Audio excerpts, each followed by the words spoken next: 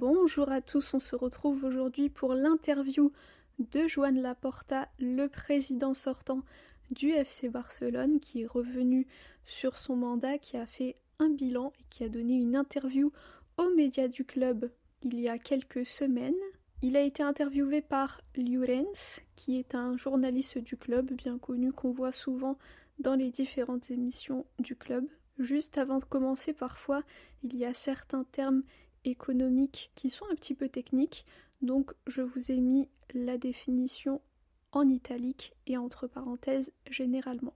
Dans cette première partie, ce sont les 15 premières minutes de l'interview de Laporta qui a duré en tout 1h10. Donc on commence tout doucement avec des questions qui sont assez générales et ensuite dans les prochaines parties il y aura certainement plus de détails. Et puis aussi pour la petite précision, l'interview a été faite à l'intérieur du Spotify Camp Nou.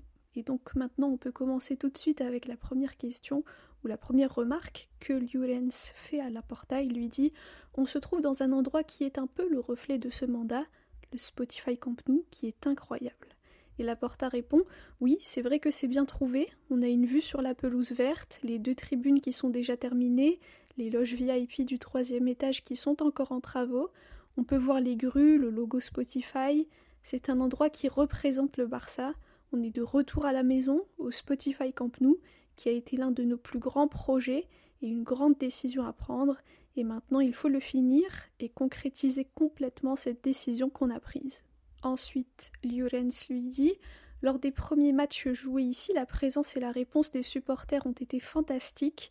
C'est vraiment très beau. Il y a ce sentiment de connexion avec l'équipe. Mais il reste encore un long chemin, n'est-ce pas ?» Laporta répond « Oui, comme je l'ai dit, je pense que ce qu'on voit devant nous vaut 1000 mots. Il y a encore les loges en construction et le 3e étage aussi. On voit les grues et ça montre que le club est vivant, que le club bouge, qu'il est en mouvement. » Et ces couleurs, bleu et grenat, avec la pelouse verte sur laquelle il y a déjà eu des matchs, sur laquelle on a marqué des buts, les supporters sont venus, ils ont profité, donc c'est un très bel endroit et je vous remercie d'avoir choisi de faire cette interview ici. Ensuite, Llorens lui dit « On reparlera plus tard du processus de reconstruction du Spotify Camp Nou, on va aborder de nombreux sujets, mais avant toute chose, quel bilan global faites-vous de votre 2e mandat, de ses presque 5 ans en tant que président du Barça ?» Laporta répond « Fondamentalement, je dirais que c'est bien, que le bilan est bon. On a travaillé collectivement pour que la joie soit de retour au sein du barcelonisme, et tout ça c'est parce que l'institution est forte, parce qu'on a une équipe qui attire avec son football, parce qu'on a fait avancer le projet du Camp Nou, et parce qu'on est un club multisport unique au monde qui a en tout 48 coupes européennes. Tout ça, avec ce sentiment de joie partagée, ça me rend fier, parce que les fans du Barça sont heureux. En tant que Culés, on est content, on est en train de vivre un très bon moment de notre histoire, et ça c'est grâce aux décisions qui ont été prises, à tout ce qui a été fait par nos athlètes, nos sportifs, nos joueurs. C'est très bien, et surtout on a un discours sportif et une structure sportive très solide qui ont permis de gagner le respect de tous les Culés, et tout ça c'est grâce aux socios et aux socias du Barça qui nous ont fait confiance et qui ont permis de maintenir la stabilité du club. Ensuite, Llorens lui dit « Quel a été le plus grand défi auquel vous avez dû faire face ces dernières années ?» Laporta répond « Le plus grand défi, ça a été de renverser la tendance et la situation économique qu'on a trouvée en arrivant. On a dû faire en sorte de stopper la chute, de récupérer la confiance de tous, renégocier la dette, donner des garanties de viabilité, comme par exemple ce qu'on a fait avec les leviers, et ça nous a permis de sauver le club. Et maintenant, on est dans un processus de reprise économique qui doit être consolidé. Et l'autre défi, je dirais l'Espagne Barça, le Spotify Camp Nou, ça a été un challenge et une décision très très importante à prendre. Et au moment où il fallait l'exécuter, ça a été difficile parce qu'on a dû faire un concours public pour choisir ceux qui feront les travaux. On a dû faire face à des problèmes imprévus, des obstacles. Et d'un autre côté, on devait gérer Montjuïc, où les socios se sont extrêmement bien comportés. Et maintenant, on est dans le processus de retour au stade et ça a aussi sa part de complexité et de difficulté. On a dû faire tout cela et je pense que c'est le projet le plus important de l'histoire du club en termes de patrimoine. On l'a fait en respectant un certain nombre de lignes rouges qu'on ne voulait pas transgresser, comme par exemple de ne pas demander de contribution aux sociaux, ou encore ne pas perdre en compétitivité sur le plan sportif, ce qui est aussi important, et on l'a fait en continuant à être un club basé sur un modèle associatif dans lequel les sociaux et les socias sont les propriétaires. Ça a été des décisions très difficiles, on les a prises et aujourd'hui on peut dire avec beaucoup de satisfaction qu'on a réussi à dépasser toutes ces difficultés. Ensuite, Llorens lui dit « Quelle est selon vous la décision la plus réussie de votre mandat, celle dont vous êtes le plus fier ?» Laporta répond « Il n'y en a pas qu'une seule, il y en a plusieurs parce que le Barça a plusieurs facettes.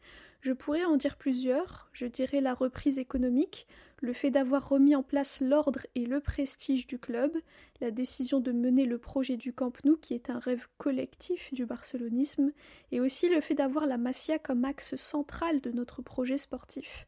Ces 4 choses sont ce pourquoi on a été élu en mars 2021. Je pense que ça a été les décisions les plus importantes, les grandes décisions. Après, on pourrait être plus spécifique. Par exemple, dans le projet sportif, je dirais la décision de prendre Hansi Flick comme entraîneur, la décision de faire confiance aux joueurs de la maison et ce mélange qui fonctionne bien avec des joueurs étrangers qui ont une autre culture footballistique. C'est une formule qui a bien fonctionné pour nous. Il y a aussi la décision de prendre Deco comme directeur sportif du football. C'était une très bonne décision aussi, et je pense que ce duo entre Hansi, son staff, et Deco et les membres de la commission sportive fonctionne très bien. Et bien sûr, au Barça, il faut gagner des titres et faire profiter les coulisses. Ici, ce n'est pas une question de gagner de l'argent, c'est une question de gagner des titres et de rendre les coulisses heureux. Évidemment, il faut avoir des ressources et gagner de l'argent pour pouvoir avoir une équipe compétitive, mais le plus important, c'est que les fans soient contents, et je pense qu'on y arrive. Ensuite, Llorens lui dit « Et si je vous demande de choisir une décision ou un prochain défi, lequel choisirez-vous » Laporta répond « Comme prochain défi, je dirais le fait de devoir consolider la reprise économique, c'est très important. On doit aussi terminer l'Espagne Barça et plus concrètement entrer dans la phase finale du Spotify Camp Nou, et puis consolider le modèle de gouvernance très spécial qu'on a au Barça et qui a suscité l'intérêt de plusieurs entités et écoles de commerce au niveau mondial. Et je dirais aussi sur le plan des différentes sections, réussir à avoir une certaine stabilité qui leur permettrait d'être plus compétitifs, notamment pour le basket. Je pense que c'est un sujet très important et avec l'arrivée de Xavi Pascual, qui fait un très bon travail, c'est sur le bon chemin. Ensuite, Llorens lui dit « Comment décrirez-vous votre manière de gouverner ? On dit souvent de vous que vous êtes très personnaliste. » Laporta répond « Ma manière de gouverner ou de mener, je dirais que je mène les choses avec passion, parce que j'aime le Barça. Je prends des décisions, et ces décisions, je les prends toujours avec l'accord de mes collègues de la direction, et j'assume les conséquences des décisions prises. Certains disent que c'est présidentialiste. Moi, ce que je fais, c'est que je m'implique, et je ne me cache pas.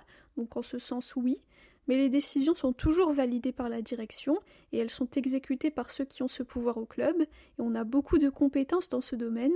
Je pense que les membres du bureau ont beaucoup de qualités et ils apportent beaucoup au club de par leur expérience, leur savoir, leur imagination, leur courage, et ils mettent tout cela au service du club, et j'aime cela parce qu'ils savent beaucoup de choses et surtout ils ont cet engagement envers le barcelonisme, tout comme les employés du club, le collectif des employés qui ont eux aussi ce sentiment d'appartenance au club. J'aime beaucoup cela, et en plus ça fait qu'ils sont engagés pour le club, ils prennent cela à bras le corps comme si c'était le leur. J'aime vraiment beaucoup cela. Tous ensemble, les directeurs, l'exécutif, les employés, on sait pertinemment que tout ce qu'on fait c'est pour les socios du Barça, on travaille pour les socios qui sont les propriétaires du club, et on travaille pour ce club qui a plus de 126 ans d'histoire et qui a un lien profond avec la démocratie, avec la Catalogne, la langue catalane, avec notre culture, un club qui est plus qu'un club. Et enfin, la dernière question de cette première partie, Llorens lui dit « Concernant la gestion économique, vous avez parlé au début de l'interview de la situation dont vous avez hérité en arrivant en 2021. C'était une situation très compliquée. Qu'en est-il aujourd'hui ? Dans quel état est le club actuellement sur le plan économique ?» Laporta répond « Sur le plan économique, on est sur le bon chemin. Quand on est arrivé, il y avait une situation extrêmement difficile, il y avait une crise économique, sportive, institutionnelle, et pour stopper cette chute, ça n'a pas été facile, et il a fallu renégocier la dette, augmenter et améliorer les revenus, activer des leviers. En ce sens, le fait de dire qu'on est déjà sur 2 ans de résultats ordinaires positifs et que ça signifie une reprise économique et ça montre l'efficacité de tout ce qui a été fait dans les différentes parties du club, c'est très positif. On a des contrats records et historiques en termes de sponsoring, notamment grâce aux nouveaux contrats avec Nike et d'autres partenaires stratégiques aussi. On a aussi atteint des records dans le merchandising grâce au développement international du commerce en ligne. Il y a aussi le fait que la masse salariale a été rééquilibrée, le ratio a été beaucoup amélioré. Avant, le ratio était catastrophique et la masse salariale représentait 98% des revenus totaux du club.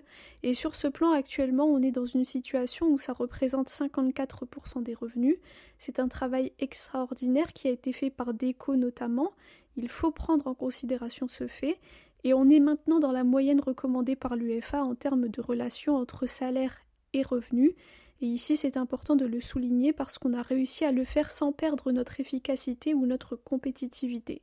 On a une équipe très compétitive qui en plus est jeune et qui a une valeur marchande encore plus élevée qu'avant. Tout cela est un mérite qui revient à Deco et il est aussi important de dire que ces bons résultats ne se sont pas produits par miracle, ils ne sont pas tombés du ciel, ce n'est pas un coup de chance. Et Llorens confirme et lui dit « Oui, comme ceux qui disent que vous avez de la chance que Hansi Flick est là. » Et Laporta reprend « Oui, exactement, mais c'est le fruit de beaucoup de travail, c'est le résultat de décisions courageuses, j'insiste là-dessus, et c'est grâce aussi aux sociaux qui nous ont permis d'avoir de la stabilité, qui ont vu qu'il fallait aller dans ce sens et qui ont compris notre message et nos décisions, et sur ça je continuerai toujours à les remercier pour leur engagement, leur complicité, leur compréhension, la confiance qu'ils nous ont donnée, et cette stabilité qui a permis au club d'avancer et d'être sur le bon chemin.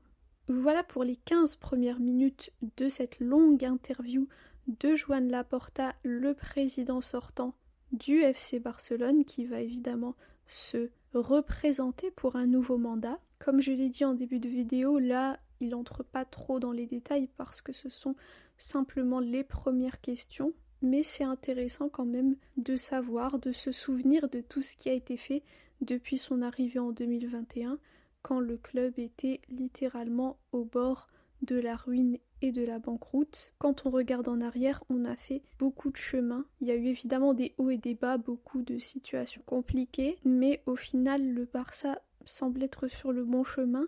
En tout cas, on a toujours ce pouvoir attractif qui fait que beaucoup de joueurs veulent venir chez nous, même si on n'a pas beaucoup d'argent, et je trouve qu'on s'en sort bien au vu de la situation dans laquelle on était. Donc ça, je pense que c'est quelque chose qu'il faut pas sous-estimer. Je sais qu'il y a beaucoup de gens, c'est limite la mode de taper sur Laporta, de dire oui c'est catastrophique, Deco c'est catastrophique, mais en fait la plupart des gens qui disent ça, ils voient que le petit côté ah oui moi je veux tel joueur alors il faut poser autant de millions sinon c'est que tu fais pas ton travail, alors que non. Vous savez, un directeur sportif ça a beaucoup de tâches différentes. Deco il travaille très bien, il est très professionnel, il n'y a pas que ce côté là de ah bah on veut tel joueur, ah oui mais vous n'êtes pas allé le chercher donc c'est pas bon. Non, c'est beaucoup plus profond que ça. Pareil pour un président du Barça, les gens s'arrêtent sur le côté communication parce que Laporta a pu dire à plusieurs reprises oui on va ramener tel joueur et finalement ça ne s'est pas fait, mais ça c'est normal et c'est pareil dans beaucoup d'organisations. Vous savez, vous pouvez pas être sûr à 1000% à chaque fois de tout ce que vous dites ou de tout ce que vous avancez, ou alors dans ce cas-là vous parlez jamais aux médias et puis il y a une opacité sur ce que vous faites et les fans ne sont pas contents non plus. Donc Laporta effectivement parfois dans sa communication il peut être trop enthousiaste, mais moi personnellement je pense que c'est sa passion qui parle. Les gens qui connaissent Laporta savent à quel point c'est un homme qui est extrêmement passionné par le FC Barcelone, que si on lui disait d'y laisser sa vie, il le ferait sans même réfléchir. Il a grandi avec le Barça, il racontait par exemple quand il était enfant, il allait au Camp Nou avec son grand-père, il était assis sur ses genoux, il voyait cette équipe, ce club, et puis aussi c'est un Catalan, il faut pas oublier ce que signifie le Barça pour les Catalans au-delà du football, et pour ceux qui ne le savent pas, c'est de là aussi que vient la devise du Barça plus qu'un club, parce que le Barça, ça a été un moyen de résistance pendant la guerre civile en Espagne contre le fascisme, et quand vous alliez au stade, vous preniez un grand risque pour votre vie parce que le pouvoir en place voulait à tout prix supprimer tout ce qui est lié au catalanisme, tout ce qui est lié à la Catalogne, tout ce qui est lié même à la démocratie. Donc c'est pour ça que le Barça, au-delà d'être un club de football, c'est un club d'histoire, c'est un club qui a énormément de valeurs humaines, et c'est ça qui fait sa beauté personnellement.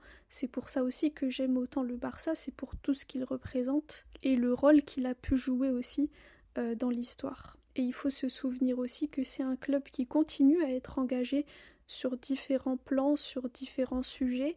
Par exemple, en faisant apparaître le logo de l'UNICEF, en signant un contrat avec l'UNICEF, je sais plus c'était en quelle année, mais c'était une première mondiale.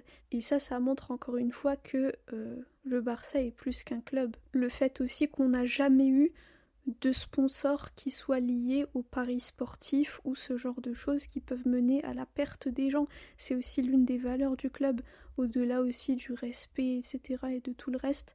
Donc je pense qu'il faut aussi garder en tête ce qu'est le Barça dans toutes ses facettes et pas simplement oui on veut gagner tel et tel truc, on veut ramener des joueurs qui coûtent 150 millions, sinon on est nul, sinon Deco est nul, sinon Laporta est nul, sinon ah oui il faut qu'on gagne tous les matchs absolument, sinon Hansi Flick dehors.